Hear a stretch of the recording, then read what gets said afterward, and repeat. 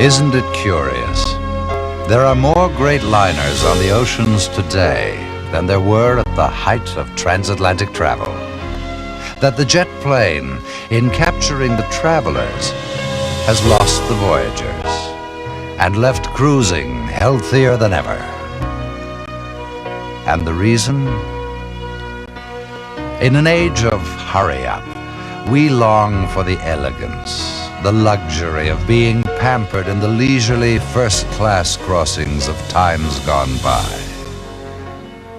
We've discovered that the ship is a destination in itself, a luxurious seagoing resort.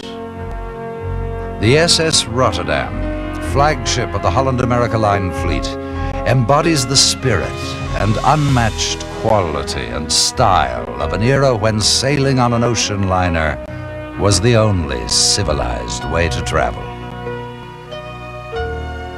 Wherever she is, she's the perfect place to be.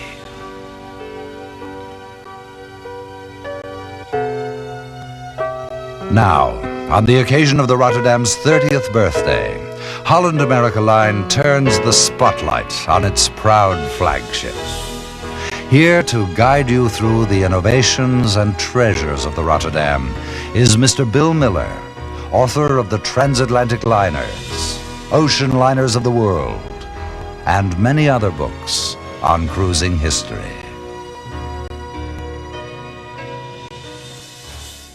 In a recent book that I've written, I've surveyed 150 cruise ships. Some of them were great. Only one was noted grand, and that's the Rotterdam. She's a floating hotel of a bygone era that's still in service today. She was built in the 1950s as one of the last ships of state, a floating showcase of Dutch technology, design, and decoration. She was commissioned in 1959, and this is her 30th anniversary in service. She is truly the floating grand hotel.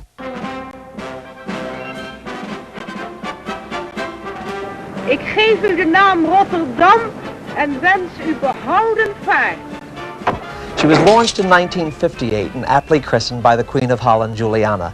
And a year later, her daughter, Princess Beatrix, now the Queen of Holland, sailed to Hoboken, New Jersey, just opposite the great piers of Manhattan, on the maiden voyage. I remember the day so well when the Rotterdam came in splendid looking, glowing in late summer sunshine, beautiful gray hull, white decks. But there was something different about the Rotterdam then, different than all of the ships in service at the time. A year before, a model had been sent over to the United States from Holland. The officers on board this Dutch ship, another Holland American liner, the Statendam, were told not to open the case, for it contained a model of the new flagship. Well, needless to say, the first day out of Rotterdam, they went down to the hold and secretly opened the case. There was the model of the new flagship.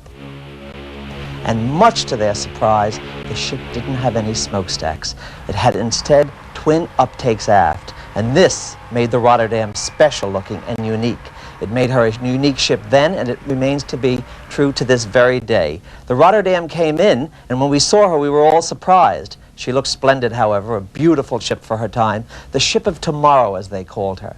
But the biggest treat awaited once going aboard, those great gangways canvas covered, and into that fantasy land of ship design. Here were some of the most splendid rooms on the high seas. Double-deck dining rooms, soft carpets, wood panels. Needless to say, she was a great showcase of Dutch art and decorations. There were tapestries and murals, rare woods, special paintings, mosaic tables, Rosenthal china and crystal, hand-polished silver. She was indeed the ship of state. For about 10 years, the Rotterdam sailed on the old run, the northern seas, from the old world to the new. In those days, passengers were carried, mostly luxuriously, between point A and point B. There was upper deck first class and very comfortable tourist class. But by the late 1960s, the jet had taken over, shown its paces, and the Rotterdam had to be converted, and with great ease, because she was designed from the beginning to go in the winter for cruising, to become a full-time cruise ship. So instead of just being transport, the Rotterdam had to take her place in the international fleet as a floating hotel, a resort within herself. One of the great things about the Rotterdam's career in earlier years was that she made about 25 trips around the world. These fabled circumnavigations of the globe lasted about 90 days. The rich and famous came on board. And the Rotterdam visited ports all over the globe: Hong Kong, Bombay, Sydney, Rio, Athens, luxurious places. Then she carried a select group, a group of people, some of which came year after year, like the Floating Country Club. There were people who demanded the same stateroom on every world cruise, others who wanted the same waiter and table in the dining room. There were people who had their favorite cereals flown in from the United States or other little select things. And what about the two ladies who stayed aboard the whole 90 days and did nothing but play bridge? The Rotterdam had a special attraction to many people, a warmth and a coziness. It's something that she has today.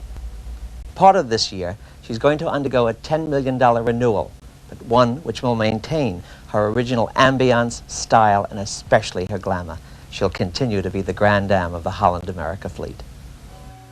1957 and 58 brought a flurry of commissions to dozens of the Netherlands' leading artists and craftspeople, as assignments went out to design literally hundreds of artworks that would become the decor of the greatest ship ever to be built at the famous Rotterdam Dry Dock Company, a 38,000-ton, 748-foot grand liner, 200 feet high from keel to radar mast.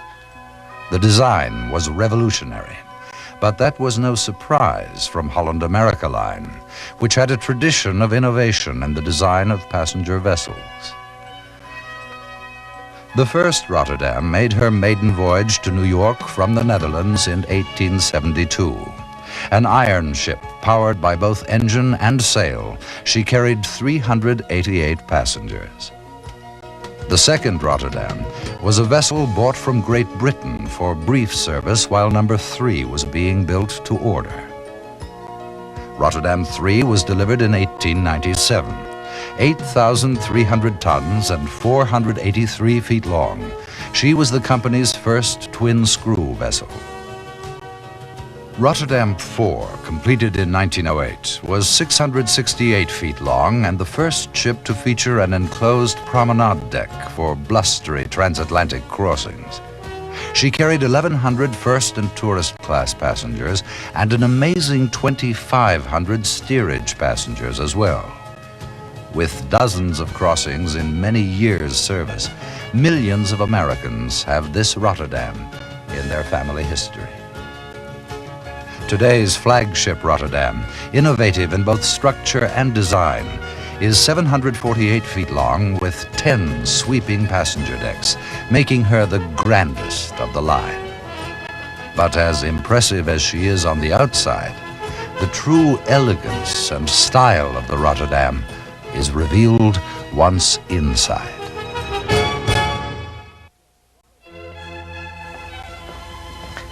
The Rotterdam's theater is still the biggest on the high seas. In the old days, the balcony was for first class, the orchestra for tourists, but nowadays it's all one class, for everyone. The room is done in blacks and grays, touches of beige, reliefs of birds. At the entrance is a ceramic of the struggle of life, the pure drama of it all. It's the perfect place for it. The casino is decorated in an Art Deco style. Its walls are graced by 4 hand-woven tapestries which illustrate scenes from Greek mythology.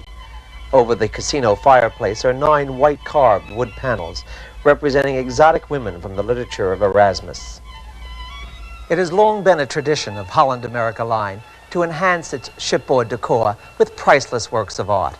A multi-million-dollar collection of murals and sculptures and rare woods highlights the Rotterdam's interior decoration.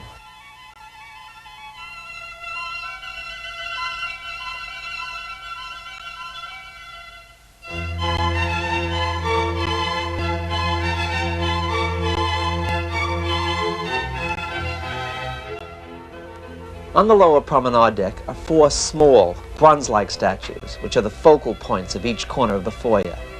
They have a minimum of detail, and although they're somewhat cubist in style, they're just another lovely touch aboard the beautiful Rotterdam.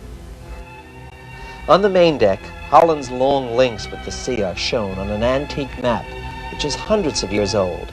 It lists the names of the leading families of Rotterdam, many of whom are connected with shipping and sailing.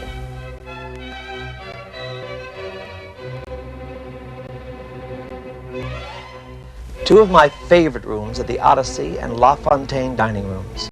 They're both 2 decks high and with a dome ceiling of stars and half globes. On the walls, interspaced with mirrors, are 3-dimensional murals depicting classic fables. The work is done in ceramic with a palette of beiges, tans, and soft greens on a charcoal background. The tables are precisely set with Rosenthal china, fine crystal, and hand-washed silver. Overall, the effect is elegant, but also inviting, and certainly the perfect setting for gourmet dining. One of the most interesting design developments in the Rotterdam's interior decor is her magnificent central staircase, which is modeled after the famous Chateau de Chambord in central France. 2 overlapping stairwells, along with a series of sliding panels, were an ingenious creation that allowed first and tourist class passengers to move about and in complete freedom between their public and private quarters during transatlantic crossings. Then, with a few openings closed here and there, the ship could be made the all-one-class vessel she is today. The Ritz-Carlton is perhaps the most splendid public room aboard the Rotterdam. It's 2 decks high with a spectacular grand stairwell, elegantly walled by an exotic mural depicting the Aegean Sea. The mural is enhanced by depictions of lush foliage, rainbow-colored mountains, and soaring birds in flight, and all of it on a black lacquer oriental background. It all adds to the dramatic effect. The room is used for high afternoon tea by day, dancing by night. Celebrities like Marlene Dietrich and Grace Kelly, the Windsors and the Eisenhowers grace the stage. Like the fine wine, the Rotterdam has matured well. With her elegance and ambiance intact, she remains the flagship of flagships.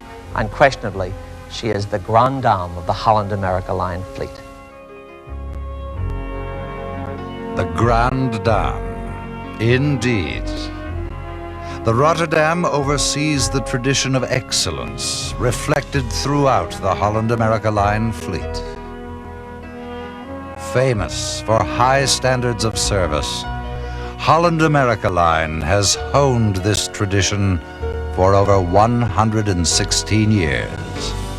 A commitment to excellence exemplified by Holland American Line's Indonesian and Filipino staff, who come from a heritage where providing service is an honor. Is it all a lingering remembrance of a passing world? In renewing her elegance on the 30th anniversary of her maiden voyage, the SS Rotterdam reaffirms her status as the standard bearer of Holland American Line and the Grande Dame of the world's cruising fleet. An experience never to be forgotten.